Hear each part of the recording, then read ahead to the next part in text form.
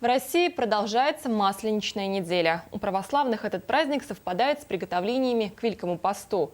Издревле всю неделю принято печь блины, веселиться, ходить друг к другу в гости и встречать весну.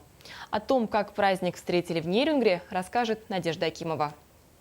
Достаточно распространено мнение, что Масленица – это праздник, скорее всего, языческий, а не православный. Это совсем не так. Масленица – это подготовительная неделя к Великому посту, посвященная в христианском смысле одной цели – примирению с ближними, прощению обид, подготовке к покаянному пути. Неделя сырная.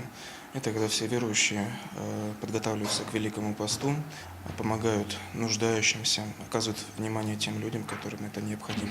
В сырную седмицу разрешается есть молочные продукты, рыбу, сливочное масло и, конечно же, главным украшением стола являются блины. Трапезные храма иконы Казанской Божьей Матери всю неделю будут угощать прихожан блинами по особому рецепту. Сахар, соль, подсолнечное масло. Все это мы взбиваем миксером, добавляем немножко сметанки и немножко дрожжей. Последнее воскресенье перед началом Великого поста называется церковью неделей сыропутной или прощенным воскресеньем. В этом году оно выпадает на 22 февраля. Нерюнгринцы традиционно отмечают конец Масленичной недели гулянием, сжиганием чучела. Наталья уже 6-й год для традиционного обряда изготавливает то самое двухметровое чучело, которое будут сжигать, провожая суровую зиму.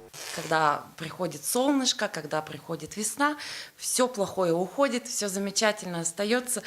И это всегда трепетно. Делать эту куклу мне всегда нравится. Я делаю это с удовольствием.